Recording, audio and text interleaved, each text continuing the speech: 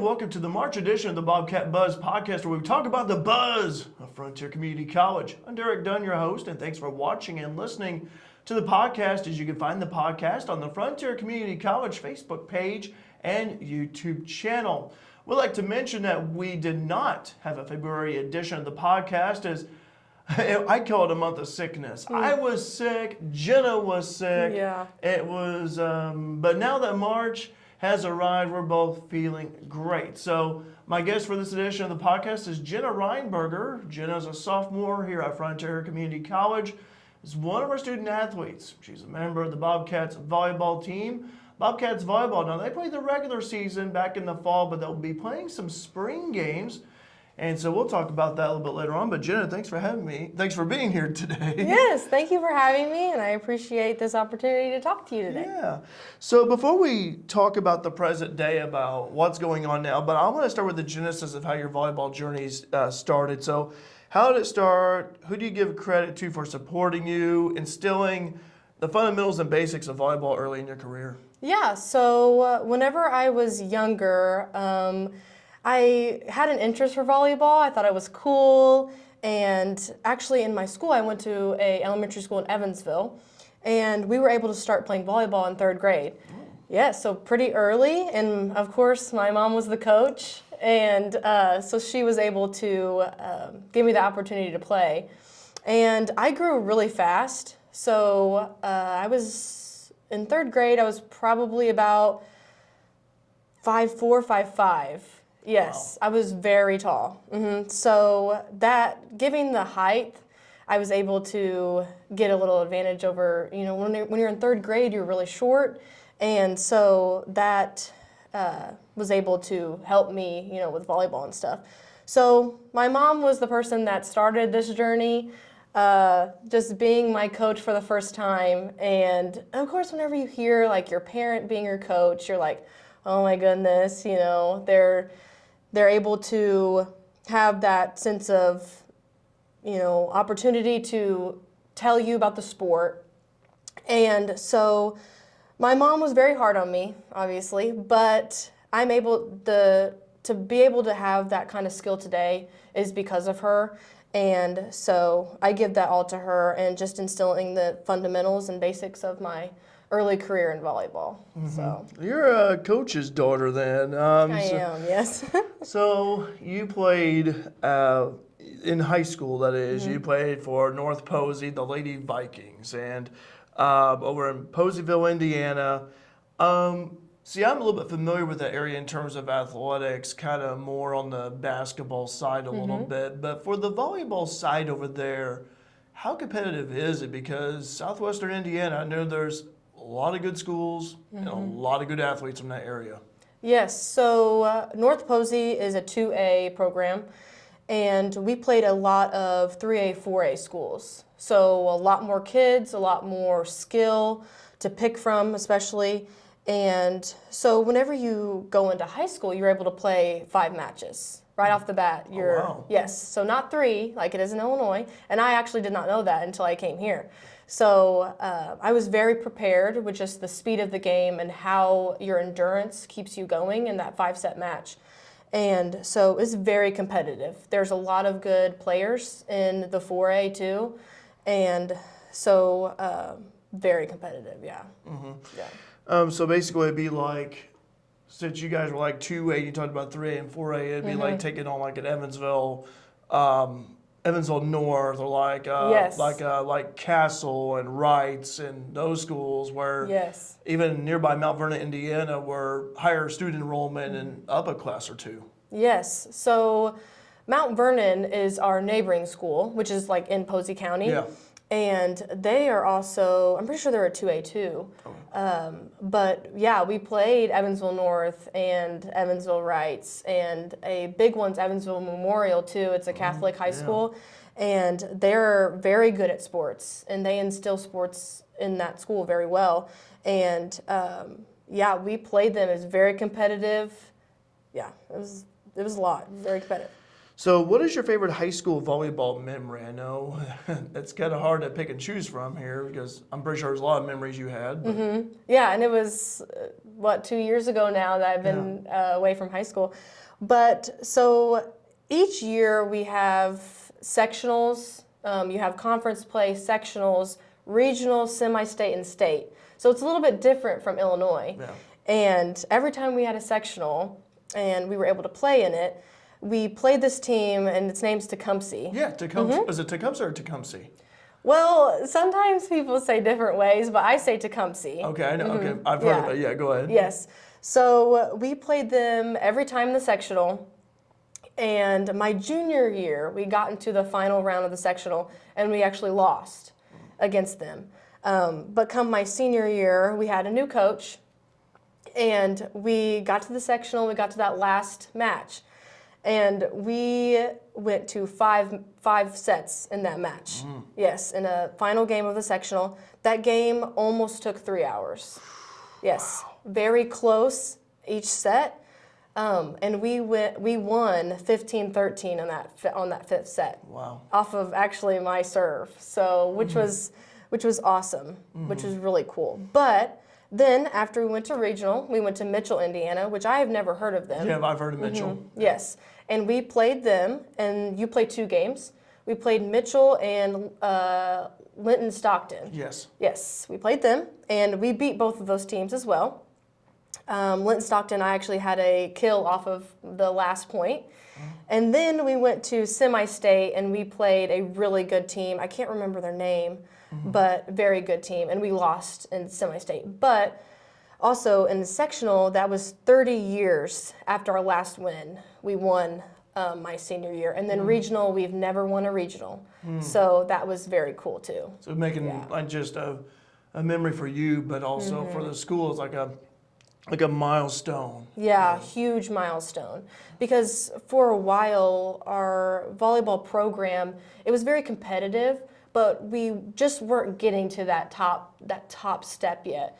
And we worked really hard, and we got that. So that was an awesome volleyball memory. So high school goes by 4 years. It seems like as soon as you step foot, your freshman year, all of a sudden you're a senior, and now you're beginning to think, okay, what am I going to do? Where am I going to go? So when did you realize that you could play volleyball at the next level, but also like what enticed you to come to Frontier? Yeah, so to be honest, I didn't even think about playing volleyball in college at all. I did not. I knew volleyball could get you, that next step, but it doesn't take you through life like it would with a degree. Right. So I was able to think about different careers. Like I love volleyball. I've loved it since 3rd grade. And so I had a family friend that reached out to me and gave me options of Frontier, other schools too, and like Lincoln Trail was an option too, and Rend Lake. Yes. So I heard how great Nixie was from a family friend, and so my first option was coming here and just touring the college and meeting the people that were here. And what really enticed me to come here was just the family aspect of Frontier. I met Carrie Halbert, and she was awesome tour guide. And then whenever I met Nixie too, a great woman, and she was very welcoming with me and just everybody else, especially like on the college as well. Yeah. And so then I was like, well, I have this opportunity to get my college paid for, so I might as well take it by the horns. And so I've been here for 2 years. Yeah. Well, we're glad you came over here, and you have represented Bobcat Nation, the Bobcats in yellow and black really well. So I want to talk about college volleyball here. So are there any specific drills or exercises that you find particularly beneficial for volleyball players at the JUCO level? Yeah, sure. I would say just how fast-paced the game is. I would say endurance is very, very important, just like sprinting, getting to the ball very fast, back and forth. I would say another drill would probably be agility, just being able to move your feet and getting there and planning your feet to get to the ball. So I think those are very important skills and drills that you're able to have. And not only it helps you with the game aspect of it, but it helps with communication with your teammates. So I think those are very important. You would think of like position drills, if you're an outside hitter, middle hitter, or right side hitter, you would be working on those drills, but you never know where you're going to be placed in a game. That's right. So you have to think of injuries, and so we do a good job of making sure that everyone has that type of skill, and even just with back row defense and offense as well. So yeah. What was, when you talk about you hit upon the speed of the game, was that the thing that caught you off guard? Kind of going from high school to college. Mm-hmm. So I talked about how competitive, Indiana is. The speed was very fast, right off the bat. And I played 4 years varsity in high school. So I was able to even recognize the speed of the game. But my freshman year, it really blew my mind because I was used to 8th grade volleyball where it's just not very fast. Yeah. And so when I get to high school, I'm like, wow, I'm going to have to even go faster than what I even think in my mind. So I wasn't that shocked when I came here, but also you have bigger girls. You have 6'5", 6'6" girls that you have to realize that if you're going to go up, they might hit over you. So you have to be in a position where you can get that. So, yeah. I covered Lady Mules volleyball last year, and they almost made it to the sectional. I think it was sectional. Anyway, yeah. It was during the postseason. Yeah. And they had lost. The team that beat them wound up going to state, which was Freeburg. But before Freeburg made it to state, they had to play Breeze Mater Dei at Fairfield Community High School. And Breeze Mater Dei had a sophomore, I think she was a sophomore, who was 6'5", and the tallest volleyball player I saw. And I remember in the live chat, people were saying, that girl can't be 6'5". I said, yeah, it does say 6'5" on the roster. But you talked about the height, though. But a lot of good players at the college level from their respective high schools where they were either stars of their own. Mm-hmm. Yeah. So just looking at whenever you play against big girls, it's very intimidating. Whenever you're I'm 5'9", 5'10", and you're going up against a 6'5" girl, you're like, wow, I'm not ever going to be able to match her. But you have to adjust right away. Yes. And I think that's what really helps us too, because we're not a huge team. Whenever you look at Frontier Volleyball, we don't have a lot of big 6'5" girls. So we have to, pick up the speed of the game and adjust very fast. So, yeah. So, your primary position, I've seen you play middle hitter, I've seen you play outside. What specific skills do you think are crucial for someone in the middle, someone who's on the outside? Yes, so middle hitter, they're going pin to pin. So you're blocking right side and you're blocking your own position and you're blocking right side.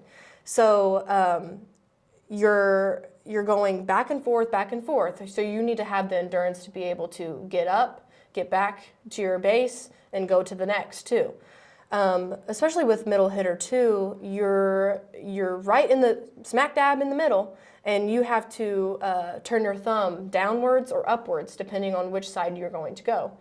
And what we do really well in Frontier Volleyball is attacking the setter, making sure that the setter doesn't get that second ball, so they're able to be out of system. And that's what the primary, skill for the middle hitter is. Being able to see that block and block that ball so your back row is able to either see between the split or go on the outside of it. But the outside hitter, your one job is to, you're on the outside and you're able to hit cross or line, and that comes to terms with your thumb too. And you're basically blocking one position or maybe two, depending on where the middle hitter is on the other side. But some skills that would really help with middle hitter and outside hitter is just knowing where to go, knowing where to place the ball, either deep line or short line or cross. You know, there's all kinds of different options. And that's what I love about volleyball. You're able to see the court and go different places, and you have your teammates behind you telling you where to go too. How about the communication with the setter? Because if you're coming in from the outside, that setter has to know where they're going to loft that ball up for you to just hammer it. Yes, so communication with the setter is very crucial to the game of volleyball. Being able to have that back row pass and talking with your setter, depending on the defense. You're going up against either a very tall person or you're going up against a very short person. So if you're going up against a short person, you're going to need that ball pretty fast so you can get on top of it and slam it. And I think I praise my setters all the time because that position is very hard. And I think it's the quarterback of the court. You know, you're able to have this pass, but you also have to set the ball depending on if you have to look on the other side too to see if it's a tall person or a short person. So it's a very hard position, but I love my setters and I give them praise a lot. Yeah. So we talked about communication already. Can you share a specific challenge or setback you faced as a student athlete, and how did you overcome it? Yeah, sure. I would say one of my setbacks is having a consistent injury. I have patellar tendonitis, and I've had it since senior year. And it's a very aggravating injury. You know, whenever it flares up, it's really hard to jump, and it's really hard to move side to side. But I came to the conclusion where, you know, I'm not going to stop until I absolutely can't keep going. You know, if my leg is broken, then I can't keep going. But this injury is just like something that you can aggravate it, but you can keep going until you can't. So I really try because I see myself as a very crucial part of my team. And I love being out on the court. I do not like coming off. And so, but even if I am off, I try and take that initiative to help my teammates a lot. But I would say that's a pretty big setback that I face as a student athlete. And just, you know, what you hear about schooling, you have to deal with school and volleyball, going straight from school to practice. And also just with the summer too, we do a lot of summer work and we do a lot of conditioning. And so you have to adjust your schedule over volleyball and work maybe in the summer. So I would say those are pretty big challenges and stuff, but how I overcome it is adjust my time, you know, making sure that I get to these open gyms in the summer and also just prioritizing volleyball and school. But to be a student athlete, you also need to be a student before an athlete. Mm-hmm. So you need to have those good grades before, you know, being an athlete and stuff. I think time management, having a schedule on hand, because that way you know I've got practice, academics, obviously, because if you don't have the good grades and you can't play. Yep. And so there's quite a bit of juggling here. You know, in high school, you're living at home with mom and dad. Yes. But then, like, when you enter college, mom and dad ain't there. Nope. So you have to do things on your own. Yes, you do. And what we do a really good job of, in Nixie especially, whenever we walk into that gym and we walk into the court, we need to get away those distractions, you know, put them aside so that we can focus on volleyball at that moment. Because there are a lot of things, you know, if you're far away from home and you're missing your family, and if you take that into a practice, that can definitely, you know, mess with your brain, and it can impact your play in practice. And you practice how you play. So if you come in with your head all juggled and you're thinking of things, and if you don't put it aside, it can really affect you and your teammates feeding off of your energy. So, yeah. Okay. Let me see here. So we kind of talked about some of these questions already, but what advice would you give to high school students that are considering JUCO athletics? Because there's some that may be currently being recruited by junior colleges. There's always the universities, I know, but junior colleges, you know, what advice would you give to them? Yeah, so, you know, there are those big universities that people strive for, you know, D1, NCAA. And but the JUCO opportunity is getting that 2 year, just with school, getting those general studies done. But being able to be a JUCO athlete is coming in a 2 year instead of a 4 year. And I would think like adjusting to the college aspect of it, because whenever you're in a big 4 year, there's a lot of people there, there's lecture halls and stuff like that. And so the advice that I would give is, take it by the horns, make sure that it's right for you. But also, if you're willing to be in love with the sport, you would go anywhere, and your school's still getting paid for. So, and I think, because after this, I will be going to a 4 year. And when you go into a 2 year and then a 4 year, I think that just gets you very prepared for that 4 year experience. So, yeah. One thing about is research, and I think also research is a big key, because if you are that athlete who is, got some, your junior colleges looking at you, research that school, find out what they have, not just in terms of athletic facilities, but also on the academic side. Is there like a field of study that you may be interested in? Yes. So whenever I came into school, I was wanting to be a physical therapist. Okay. Yeah, and I was going towards the medical field and stuff, and I just kept thinking about it, and I worked at a daycare for a really long time back in my home, and then I was like, well, how about I just try and be like an elementary education teacher? Maybe that could take me to a different level, getting my master's and stuff like that. But so that's the level that I'm going for, that's the career that I'm shooting for. And so, yeah. Okay. So what is your favorite Bobcat volleyball memory, since we asked about the high school? Oh, goodness. I'm trying to think. I would say this fall. And I think you might have been possibly on Bobcat Nation announcing it. Maybe. It's the Lincoln Land game. I was not there You for were that. not there? I was not Okay. there. I was not But- there. I wish I was, though. But Yes. So Lincoln Land was ranked, I'm pretty sure, 10th in the... They were 10th, I think. Yes, 10th. And we weren't ranked at all. And coming into this game, we were like, all right, guys, we're going to have lots of fun. We're going to make sure that we do what we do and do our job very well. And so that's what we did. We went out there and we did our job and talked a lot, communicated with each other. And then whenever it just started clicking and we were able to keep going and we won. And I think that was my most favorite Bobcat volleyball memory. Okay. Yeah. So you talk about your plans while in Frontier Community College, wanting to be like an elementary education. What does, since you've been out here, what does Frontier mean to you? Frontier really means, just like I said before, family. I come here, and every time I come here, there's someone greeting me. And I really appreciate that, because that's how it was in high school too. I was able to go to someone and they were able to help me. And I don't have to worry about someone denying me and pushing me away. I can really go up to a stranger at Frontier and they would be welcoming to me. And I think that's very meaningful. And so I think that's what Frontier means to me.